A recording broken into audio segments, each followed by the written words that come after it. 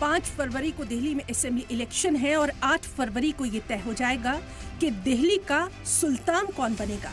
लेकिन assembly election में CM का चेहरा काफी अहम माना जाता है। दिल्ली में अब तक सिर्फ आम आदमी पार्टी ने ही अरविंद केजरीवाल को सीएम फेस के तौर पर पेश किया है, जबकि बीजेपी ने अब तक 2 साबिक एमपी और 4 साबिक वुज़रा को मैदान में उतारा है, क्योंकि बीजेपी ने भी किसी चेहरे पर सीएम का दांव नहीं खेला है। ये साफ है कि बीजेपी इस बार भी नरेंद्र मोदी के चेहरे को आगे रखकर चुनाव लड़ेगी। वहीं कांग्रेस ने भी वज़ीर आला के चेहरे का ऐलान नहीं किया है, सिर्फ अपने सभी बड़े चेहरों को मैदान में उतार दिया है। तो ऐसे में सवाल उठता है कि एक तरफ केजरीवाल तो दूसरी तरफ आखिर कौन? ये सवाल आज दिल्ली की सड़कों पर भी नजर आया, जहां एक पोस्टर आम आदमी पार्टी की तरफ से लगाते हुए ये पूछा गया कि केजरीवाल के खिलाफ गालीबाज को वोट देंगे क्या।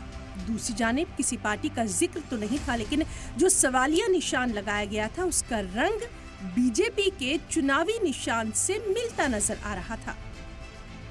इस बार भी बीजेपी 2020 के असेंबली इलेक्शन की तरह ही बिना सीएम के चेहरे के चुनाव लड़ रही है। ऐसे में जब आम आदमी पार्टी ने उस पर बड़ा दबाव बना दिया है कि वो अपना सीएम का चेहरा बताए, तो यकीनी तौर पर बीजेपी के लिए इस सवाल का जवाब देना मुश्किल साबित हो रहा है, क्योंकि पार्टी लंबे वक्त से इक़्तिदार से बाहर है। इसलिए उसके पास कोई बड़ा चेहरा दिल्ली की सियासत के लिए दिखाई नहीं देता जो कि केजरीवाल का मुकाबला कर सके।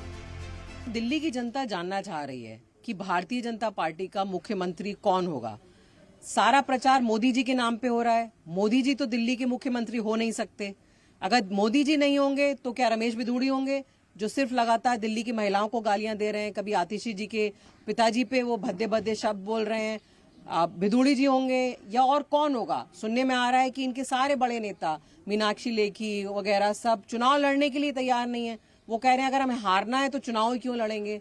तो दिल्ली की जनता का सवाल है कि कौन होगा दिल्ली का मुख्यमंत्री अगर भारतीय जनता पार्टी गलती से जीत जाती है। तो देखना होगा कि बीजेपी को क्या चुनाव में बिना सीएम चेहरे के उतारने का कोई फायदा भी मिलेगा। दिल्ली में बीजेपी 1998 से लगातार मिल रही हार के इस सिलसिले को अब यकीनन तोड़ना चाहती है, जबकि 2014 और 2019 साथ ही 2024 के लोकसभा इलेक्शन में वो यहाँ सभी 7 लोकसभा सीटें जीत चुकी है। लेकिन इसके बाद भी उसके लिए पिछले 2 असेंबली इलेक्शन से दहाई के आंकड़े तक पहुंचना भी मुश्किल हो रहा है। देखना होगा कि क्या इस बार भी बिना सीएम चेहरे के चुनाव लड़ रही बीजेपी आम आदमी पार्टी को हरा पाएगी।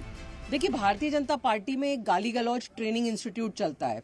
इनके सारे नेता एक से एक बड़े बड़े नेता तरह तरह की सिर्फ गाली गलौज करते रहते हैं।